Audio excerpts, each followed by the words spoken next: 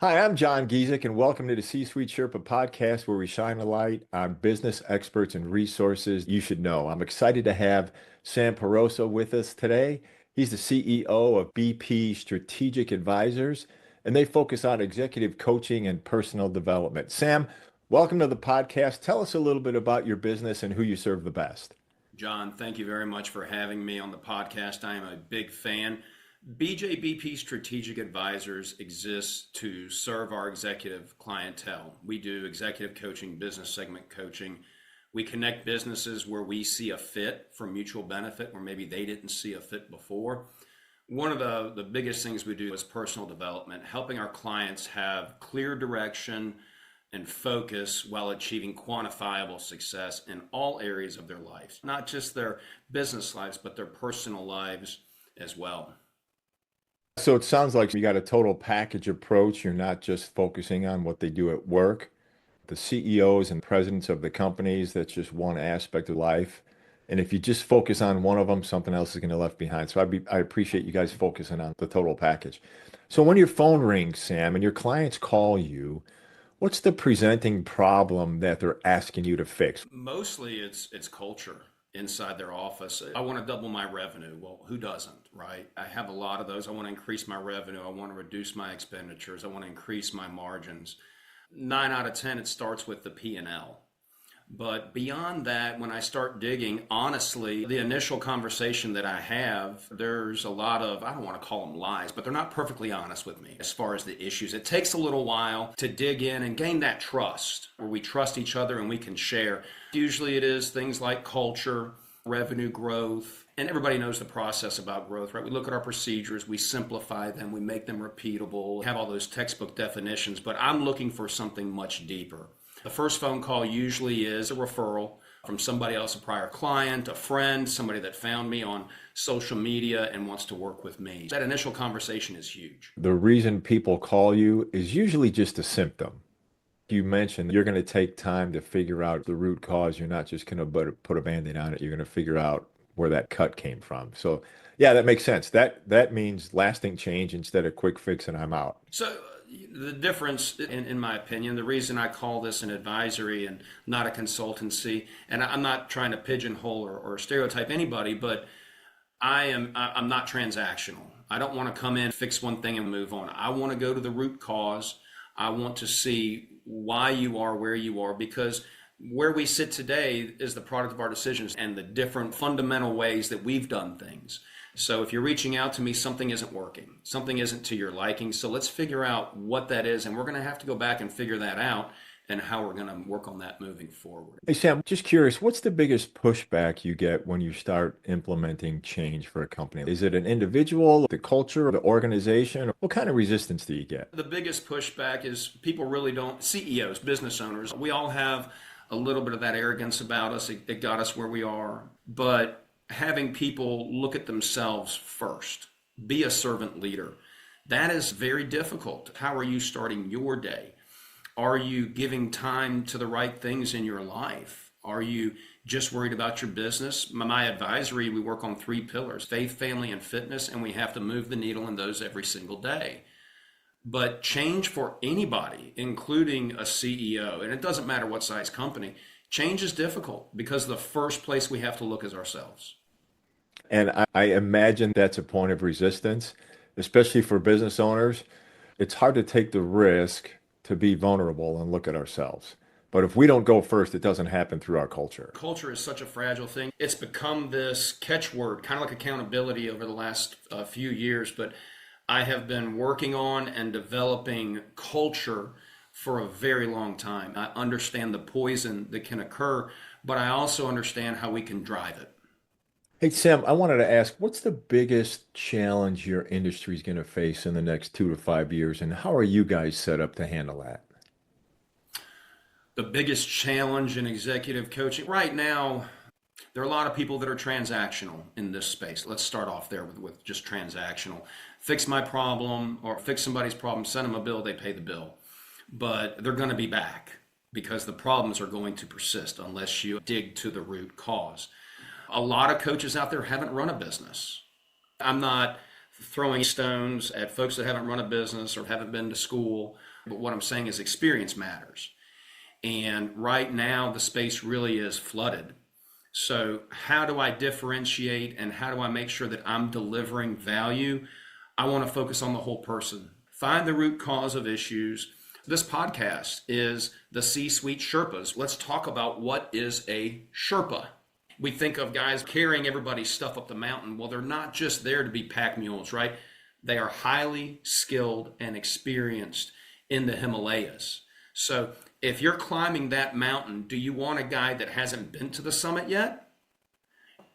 Let's talk about skydiving. My youngest son, when he graduated from high school, wanted to go to Phoenix and skydive. He's our adrenaline child. He's number 3. We go out west, and one of my first questions I ask the guy that's going to be on my back is, how many times have you done this?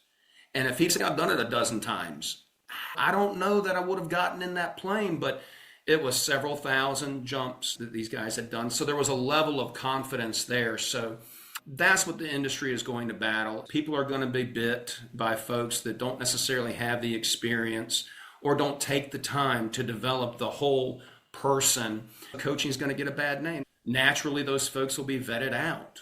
I am about developing every day in my advisory, whether it's the collateral, whether it's the conversations that I'm having. Of course, we all work under NDAs. I'm not going to discuss each client with other clients, but I'm growing every day through my clients' experiences, and I'm not so arrogant as to think that I have all the answers. It's not about having the answers. It's about being that sounding board and helping these folks grow. It doesn't matter, men or women. I've coached CEOs that are women, and it's no different. The program is about digging deep within yourself and finding out who you are, what drives you. Yeah, and that's a great exercise to go through with the CEOs and the owners as well. Especially, before we hit record, we were talking about exit strategies and people leaving their companies. A lot of owners don't have an exit strategy because their identity is tied into the company. So they want to leave, they just don't know what that looks like. And I'm sure you dealt with that before too. I have, personally and professionally. We'll talk about the personally, I think, later. But professionally, I tell you, I have had several CEOs come to me. They wanted to develop that exit strategy. They did want to be strategic about it, and they wanted to make sure they were going to get the most value out of the business that they've been building. So how do we prop up our statements? How do we make sure we look crystal clean? But also, how do we make sure that it's okay for, let's say you came to me, like, how do we know it's okay for John to step aside? And if John steps aside, is the house of cards going to fall? So I start the process of making sure that we're delegating what we can delegate, making sure that we're running how we need to be running, and defining again who we are. And I tell you, most of the folks that I work with end up staying. They find a better way. And again, if I've heard it once, my goodness, I've heard it so many times. I wish I'd have found a coach earlier. I didn't seek mentorship and coaching till I was in my 40s, and I really wish I'd have started in my 20s. Yeah, throw me on that pile too, Sam. It was an arrogance, maybe a narcissistic thing where I got it all figured out, or I can't let anybody see any cracks. And I realized the people that are successful have mentors and coaches. So that's when I started my coaching journey as well.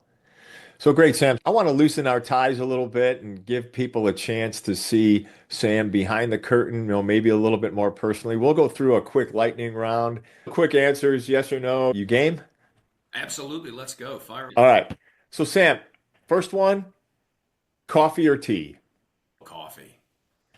Yeah, black, and some days I may put a little bit of honey in there. My wife, Brandy, she's trying to keep me healthy. She's introducing me to some teas, but it's coffee every day. For sure.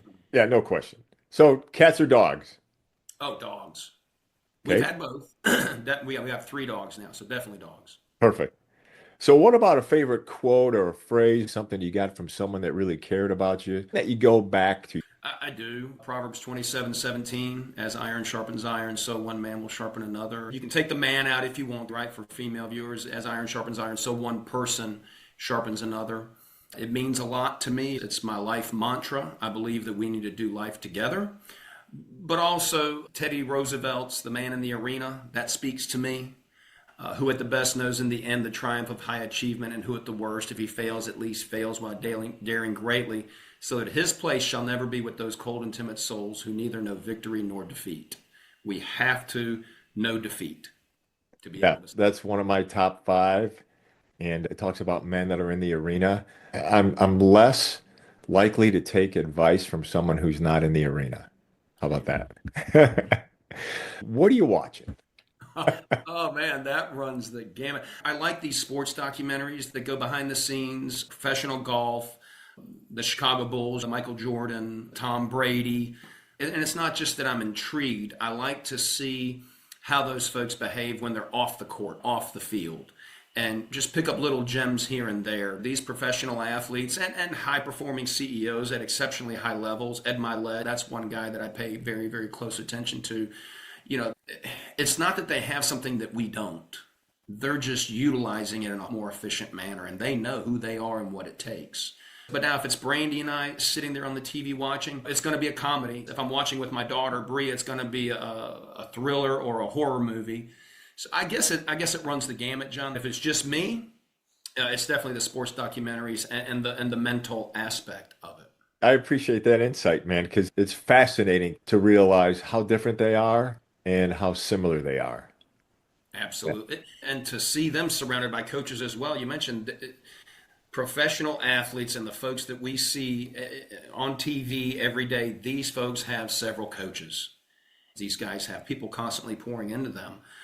At the end of the day, they are the ones that have to get out there and perform, but they do have people coaching them along and giving them what they need, feeding them mentally.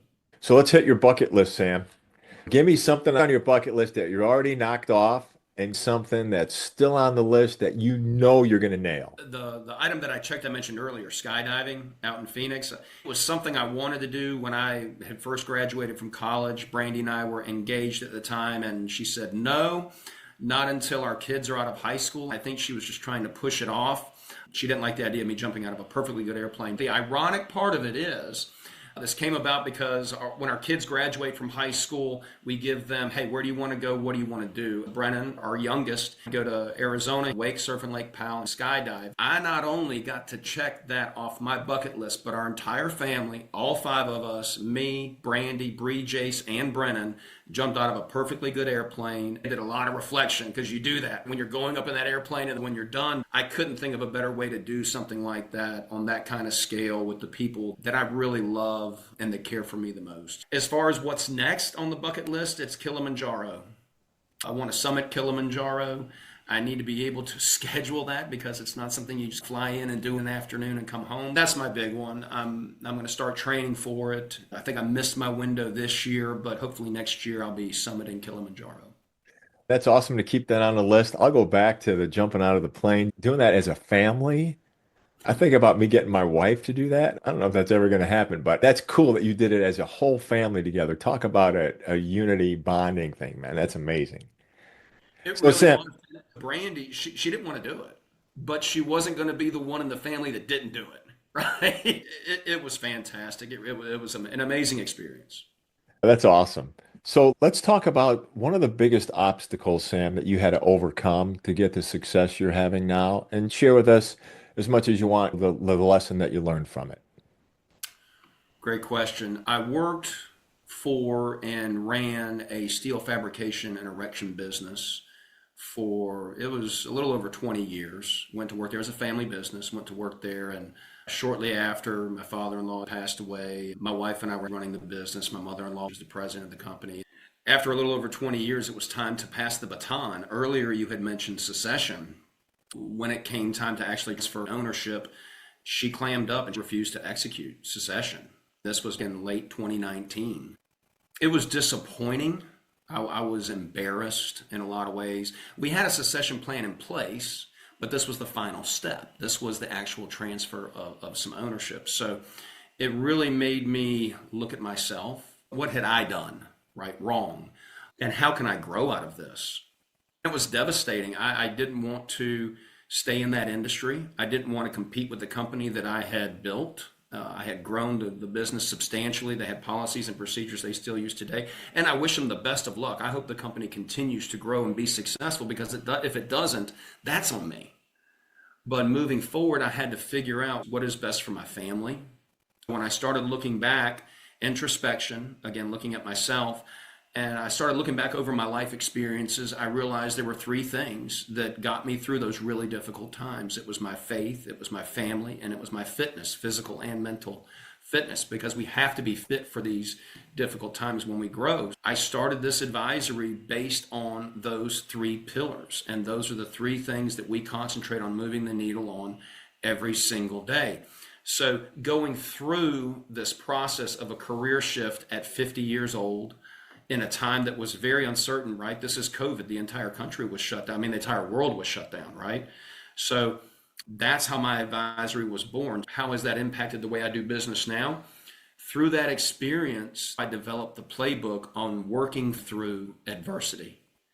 After beginning coaching and as the advisory has grown, I get more access to more people. I've coached CEOs all over the country and business owners are talking about the same problem nowadays. We all talk about the generation that's coming out now in a negative sense. I'm not all about that because each generation brings something different to the table, but where are these folks nowadays lacking? And it's being able to process, understand, and grow through adversity. They just want to band-aid it or go around it, right? They don't want to face it head on, do the hard work because we grow when we do the hard work. And that's what I did during this transition.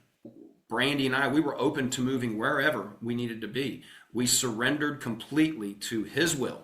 And that was probably, we were transactional in our faith and we dug in deep and we were really seeking good counsel. We had good people around us, mentors that I could go back out to and have those conversations. So having those relationships in place, understanding that I did have a hand in what had happened there as well. And owning that, giving forgiveness where I needed to give forgiveness, because as a Christian man, husband, and father, how could I expect to receive forgiveness if I'm not willing to give it, right? So through that transition, and that's, we're 5 years removed. You'd mentioned earlier when we were speaking that a lot of your growth has happened in the last 8 years. I'm about 5 years into this, and I really do believe I've got a program that works. It is hard work. It's not simple. It's not something you're just going to show up to every week and get the gold star. That's not how this works. You're going to do the hard work, but so am I. And I'm going to do it right there next to you. And that's what it took for me to make that transition. Was it a failure? Absolutely. The steel company was a failure on my behalf. I own it. I understand it much better now, much clearly. That's what I want folks to be able to see is clarity. As long as we can find that peace in all of the muck and things that happen every single day, we can find joy. That's awesome, Sam. I appreciate you sharing that with us. Hey, listen, people are going to be watching this video. Something you said is going to hit home with them for sure. They're going to want to reach out to you. What's the best way for them to find you? Our website, bjbpsa.com. You can search me on Google, social media. It's Sam Perossa, 1R, 2 S's. I am Italian and actually first generation American on both sides, so proud patriot here. I love working with our veterans, but that's the way to find me. And if you can't find me there, reach out to John at the referral machine and he'll direct you.